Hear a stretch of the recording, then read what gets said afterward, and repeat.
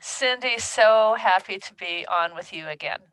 It is wonderful to have you again, the two of us together with a really interesting guest. About 2 years ago, I think it was, I had the opportunity to meet Johannes Waldstein as a guest on the WVU first podcast series that we started with the institution. And at the time, Johannes had just recently joined FanAI as one of the founding partners, and he has the most interesting background. He came from dunnhumby, and I don't know if you recall, they're like the data gurus of the grocery and CPG. Yes, indeed. Well, and there he was working with some of the largest loyalty data science companies, and he worked with Best Buy and Home Depot and Macy's. And I'm a data geek, so that's really what gets me all excited. And he had recently left there, where he founded this company called FanAI, and he was bringing together data and esports and gaming, and he had funded this firm to do some really interesting data attribution modeling, bringing together some of the challenges and solving for them for marketers. And I thought it would be interesting to ask Johannes to come back and visit and meet you, Ruth, and let's find out what he's been up to since he started out as a serial entrepreneur a couple of years ago. What do you think? He sounds so interesting, and I'm especially interested in finding out more about the data angle on esports and all of that craziness. This will be fun. Well, that was the whole point of our series, is to find fun, cool, and interesting people. So Johannes, come on in. Hey, welcome, Johannes. Hello, Ruth and Cyndi. Great to be on. Thank you for joining us. I wanted to ask you, when we define gaming, I know when I say that sometimes Ruth says, well, what are we talking about here? And I want to make sure we're on the same page. When we're talking gaming and esports, why don't you give us a quick definition? Yeah, so a lot of people, when they hear gaming, they think gambling or sports betting, and gaming and esports is much wider than that. So that's mobile video gaming, playing on a PC or computer, and then esports is competitive video gaming. So professionals play Fortnite or Call of Duty, Overwatch League, League of Legends for money, and that's esports, so competitive video gaming. Thank you. I'm glad we got that straightened out. So we're not talking about gambling and casinos and betting. We're going to start our conversation around esports and video gaming. And when we first started chatting back a couple of years ago, you were full in, leaned in into that video gaming and esports, looking at data and data attribution. And when I caught up with you and we were just talking about doing this together, you told me that you had pivoted a little bit over into traditional sports, which I think is a very interesting change, considering we all think that gaming and esports is the big thing. What made you decide to go into traditional sports? So esports and gaming has doubled over the last 2 years. We're still in it, but the reason we moved into sports and entertainment is that as a percentage of what big brands spend, it's still very small.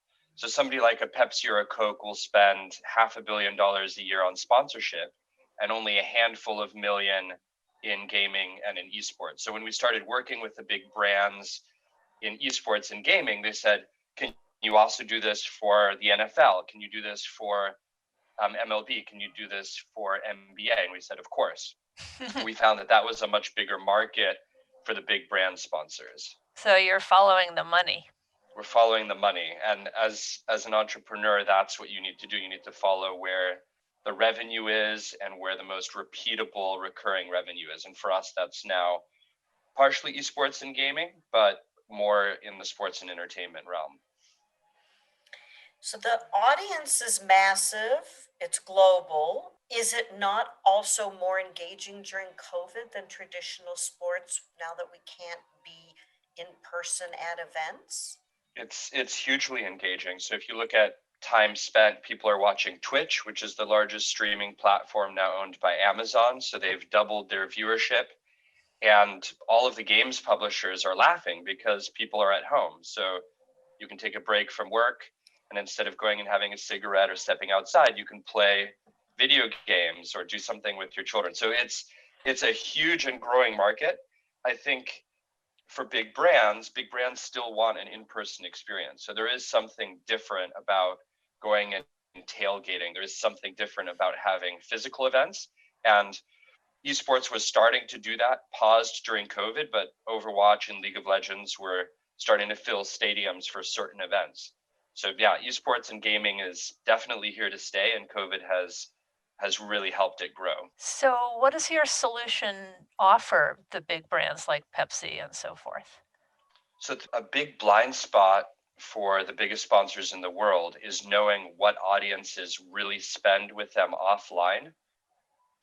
More than 80% of transactions are still offline. We think Amazon is eating the world, and they are, but they're only eating 10% of the 20% of transactions that are still online. So if you think Sure. of particularly in CPG or QSR, quick serve restaurant, you have to go there to buy the item. So what our solution is it allows us in a GDPR and CCPA compliant way to match a TV audience or a streaming audience or people who have bought merchandise, and to match them anonymously to the transactions in store. So we can tell a McDonald's or a Pepsi and a Coke how much this specific audience is spending with them and what the return on their sponsorship is. And that's really what they want to know. They want to know, is this marketing activity bringing me a good return on investment? And up until now, they've been looking at things like brand affinity or engagement, other things that aren't spend. But at the end of the day, what they really want to know is, how are those audiences spending with me? How do I get them to be lifelong customers and to get them to be more loyal? So, how does it work? So how does it work? So we work directly with the TV providers. We work with Ticketmaster, Live Nation. We work with Fanatics, which is the largest seller of merchandise. And we're able to match that using an Experian or a Live Ramp, which is a secure matching service. And we can then match that to offline and online transactions. So somebody will come to us and say, we're sponsoring these 10 teams. We want to analyze these other 20 teams. And we can tell them over the last 2 seasons how many millions of dollars have been spent, and then against a control group. So we know what is the incremental value. If you didn't sponsor it, what would they have spent? And then with your sponsorship, with your marketing, with your activation, what's the difference that you're getting? So kind of what's the added money that you're getting because of those activities? I see how that would work for online transactions, but how do you connect to transactions at retail? That's part of the magic sauce and why we've raised $14 million, is because we're Aha! able to do that with our in a compliant way with our financial partners. So that's what we've spent many years building, is the ability to do that matching. You know, there's been a lot of talk I've been hearing and reading recently about incremental measurement. For many of us, we've been looking at ROI, ROMI, return on marketing investment, return on investment, or ROAS, right, return on ad ROAS. spend. Yeah. But incremental measurement is getting a lot more traction than it has in the past. Identifying lift, increase in performance, as opposed incrementality, as opposed to just overall ROI. Why do you think incremental is taking off and is getting more traction now? I think there's a big drive towards accountability. And if you're a CMO, or if you're a head of digital, or if you're a head of sponsorship, you can't just go spend the money any way that you want. You really have to come back and account for that to the board, to the shareholders, to the market. And so incrementality is the most honest way to say, is this really making money? Are the activities and the spend that we're doing in A, B, and C and is A doing better than B or better than C? So I think COVID is helping this, which is sports and advertising is under huge pressure. The human behavior has changed a lot. And so now the marketeers are saying, every dollar I spend, I want to know if that's a good dollar that I'm spending or not. And looking at real incremental spend is kind of one of the best ways of looking at that. It's like the ultimate in performance marketing investments, Exactly. isn't it? Exactly. But there's still a number of impediments to these kinds of metrics that or measurement methods that allow you to connect a early stage or top of the funnel marketing investment and an eventual conversion to revenue. So what are some of the impediments that you're you're seeing or maybe even struggling with, Johannes? So one of the really big ones is the cookie crumbling. So third-party cookies going away. Apple Love that. Apple starting to turn privacy on, so you have to opt in to having your device ID picked up by your weather app and all of these things that are tracking your location and tracking your device ID. So they're all sorts of ways that privacy is being protected, and that's great for the consumer. As a consumer, you want your privacy protected, but you don't want spam. And so if they don't know who you are or don't know your browsing history or don't know demographics about you, then you get spam. So that's kind of you don't get personalization without them having some data on you. So the struggle is between how do you give people privacy, but at the same time, how do you give them a really good personalized experience where the recommendations, the content, the ads that you get fit you and your life stage and your lifestyle. And so our approach avoids needing the cookies. We work with the people who have first party data that's explicitly opted in. So the consumer says, yes, you, the team, you, the ticket, you, the smart TV, have the right to track me. There's reciprocal value that Vizio TV is giving me a great experience. They can track me anonymously. And what that allows us to do is not have to follow them around the internet. We can just look at the transactions and see whether transactions happen or not. So we have the beginning and the end, and we don't have to do any of the tracking in the middle. So those are some of the dynamics that are going on in the market. Now, I was under the impression that tracking people around what they do on the internet was behaviorally important, that it helped us to understand what people are interested in and showed intent, whether it's engagement or future purchase intent or level of interest. And I understand about cookies and totally on privacy, but are we losing something if we can't follow people along in their shadow as they're moving around just behaving? Hugely. We lose a huge amount. And so that gives a lot of power to Google, that gives a lot of power to Facebook, that gives a lot of power to Apple and to Amazon, because those are kind of the big four ecosystems that know who you are because they have your email or they have your calendar or they have your sign up. So it's bad for everybody else because you're absolutely right. If I'm browsing for cars or if I'm shopping for new shoes, there's a whole consideration piece that if you can't track it, you don't know. So it consolidates power with the big ones, and a lot of other third-party companies are really trying to figure out what to do. Do you think your solution can apply to other industry sectors? Like Cyndi and I have a lot of experience in business to business where a sales cycle can involve hundreds of people buying circles rather than individual decision makers, and sales cycles that can last as much as 24 months, multiple touches through all kinds of media channels, including taking the prospect out for dinner Yeah, or a golf game. yeah, So, which is all very important. explain how this approach might be able to help in that level of complexity. Yeah. So again, this is a big data approach. So if it's a small number of leads or a small number of relationships, it's less successful. At the moment, we're more focused on CPG, QSR, so consumer brands, sports and entertainment. When we looked at B2B, we looked more at events. So you get huge events with a million people going or hundreds of thousands of people going to Vegas, and you get lots of sponsors of the event. And it's very hard to track, did any of these 200,000 people then become a customer of Oracle or a customer of this company? So we could definitely do it at that scale once there are tens of thousands or hundreds of thousands of people.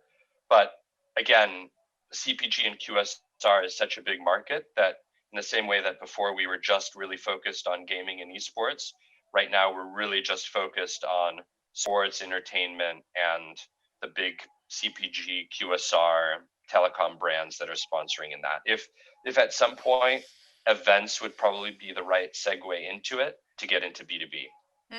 Interesting. I'm also reminded of the point that was made in a Wall Street Journal article. I think it was on February 24th, where the reporter was saying that IBM Watson has decided to sell its Watson Health business unit. And the reason is that the predicting outcomes for medical decisions needs to be based on such vast numbers of experiences or transactions or whatever we call it, that and the volume isn't there in certain medical procedures, number one, or it's not good quality, meaning all of the players in the process didn't necessarily make note of what happened. So I'm thinking this might be the kind of impediment to your solution in B2B.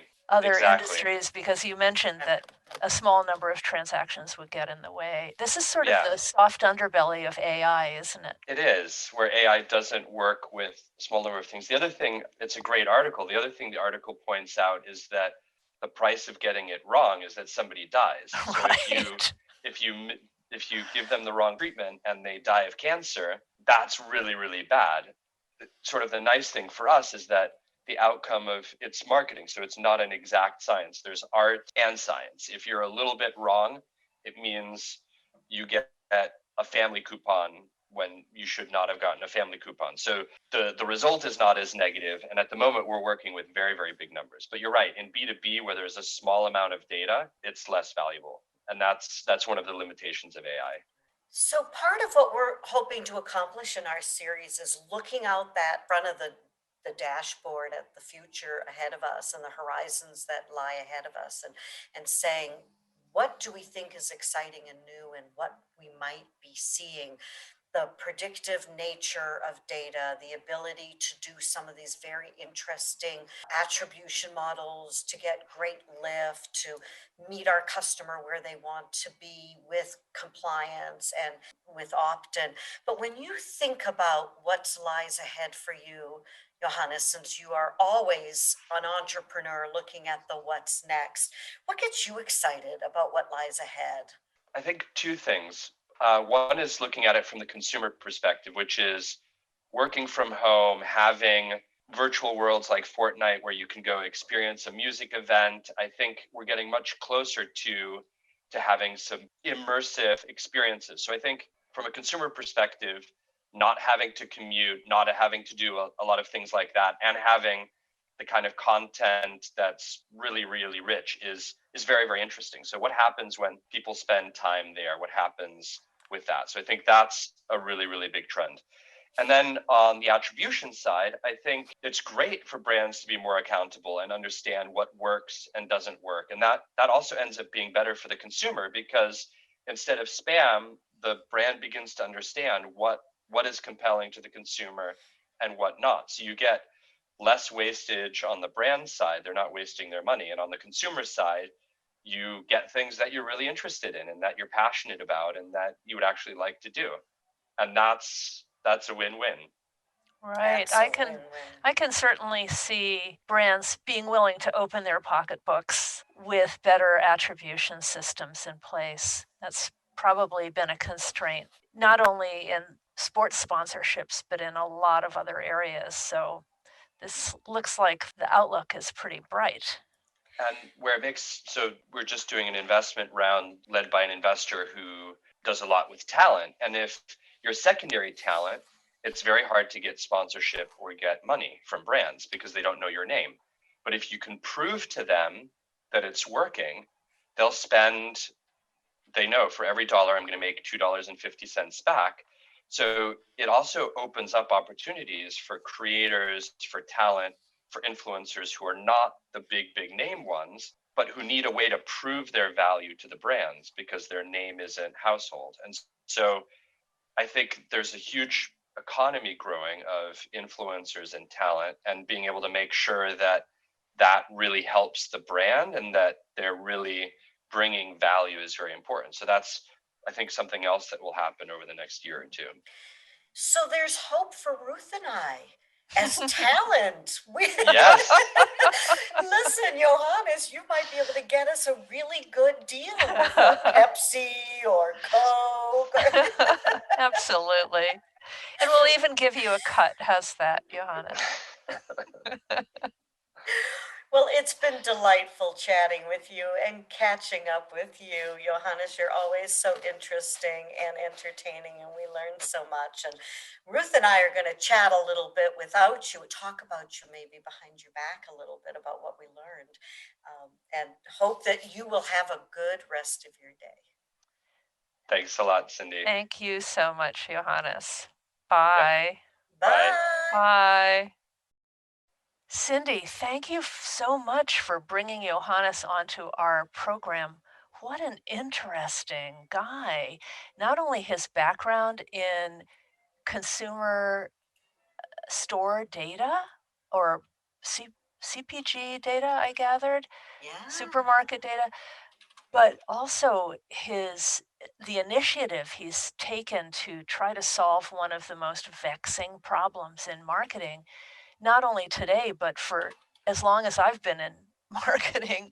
We've all struggled with how to connect a marketing investment here to a sale there.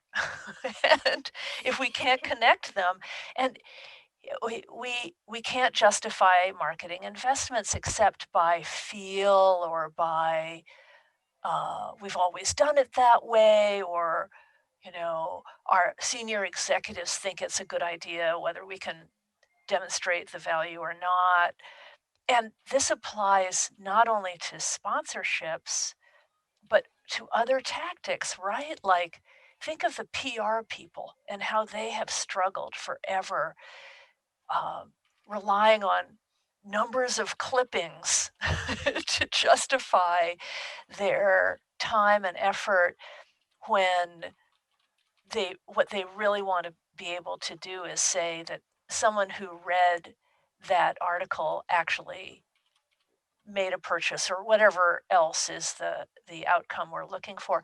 I'm also thinking about event marketing, where, as in the B2B world, this is so important to us, where the event managers will come home from a trade show and say, "Oh, it was such a great show. It was a huge success." And management will say, "Well, where's the beef?" And the event marketers would say, "Well, the booth was buzzing and the aisles were full and there was a lot going on. It was really a dynamic event." And then when you try to set your budget for next year, the managers are saying, "Yeah, so what kind of sales did we get from that show?" Absolutely. And everyone, like he said, everyone's trying to be more measurable. We are all being held accountable. What's the return on the money we're spending in on our investment? And we've seen a lot of movement with public relations in this area. Like you said, in the past, it would be how many people click through, how many people read an article. There are far more actions that companies are now looking at to measure accountability in public relations. There is a place for PR now in more of the performance marketing area. I believe because so much content marketing has come into play. And because so much of it is digital now. Yeah. So, the PR people are the content kings and queens, and Mm, they have true. access to so much of it. If they can ride on the coattails of content marketing, which is far more measurable, they can get some of those metrics and they can take attribution for some of that response and lift because the content came from them in the first place.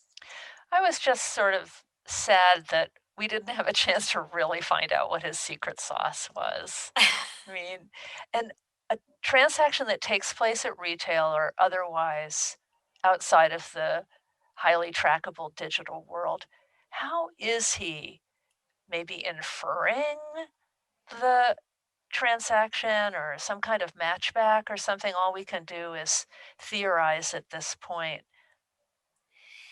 Yeah, I don't know. And he was cagey, he said it was his secret sauce.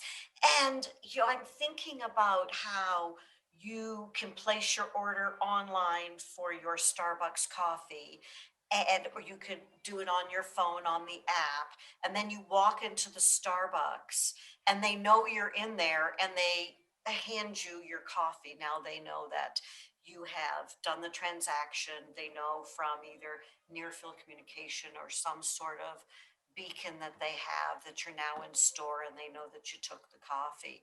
So there is mechanisms that take that online to offline or online into the actual in store, like we're asking him for retail. But do you think there's an issue here about data ownership and who owns that pixel? If there isn't now, I'm sure there will be because so many of these cool new things that we're talking about on this program are data driven and reliant on data access and data capture. And Mm-hmm. at the same time, we're we're finding great value from what people sometimes call exhaust data, meaning data elements that were collected as a result of some other activity, and the data capture was not the intent, it was the kind of side benefit. And in situations like that and others, questions of who owns the data are going to continue to emerge. As a matter of fact, Cyndi, it's always bothered me that supermarkets are not getting the most value of the consumer data that they're already collecting. And the kinds of shopping cart data that came from scanners and was assembled by various parties to try to understand the velocity and the the the power of various coupons and so forth on the part of consumer packaged goods who were actually the buyers of data from, say, Catalina and other trackers. Um, what that data was used really in a merchandising and inventory management kind of way versus a customer marketing kind of way, which always made me sad that it was being it wasn't being leveraged. And when supermarkets did introduce loyalty programs and motivate us all to swipe loyalty cards, they didn't actually use that data as a way to deepen their relationship with us as individual consumers. Instead, they used it primarily as a coupon delivery mechanism funded by the CPG manufacturers of all those products. So I think they're still missing an opportunity in the grocery store world and other, retail categories. They most definitely are. And Johannes told us he came from dunnhumby. I never get it right, dunnhumby, Mm. which started out as a consortium, I believe, and it was launched by Kroger and then got acquired. But they have been developing preference insights specifically around grocery and retail, where they're looking at preference drivers, convenience, discount, reward, and then likelihood to have a connection with that retailer, and then looking at share of wallet, or what do you call it? Share of grocery market and Shopping cart. shopping cart. Thank you. And so the smart retailers are using that now and looking at how they can drive that consumer preference. But think about what the grocery stores are missing out on. It's And about time. Well, maybe we could find out more about what they're thinking about the future of grocery store shopping on another program as a topic. sure, especially now with COVID. I don't know about you, but I'm having my groceries delivered. I don't remember the last time I went into a grocery store. And I bet your grocery store is not keeping a record of those transactions and associating it with your home. They're thinking of it as a logistics matter versus a marketing opportunity. And, you know, we should dig into this and become advisors to the supermarket world. Cyndi, what do you say? Well, I'd like to know what Instacart is doing with all that consumer data they're collecting, because think of all the buying preferences that they There are you collecting go. at Right. not only at a household level, but they know who and how frequently, and they've got a subscription model and Let's everything. get them in here and talk it over. All right, let's do that for the future.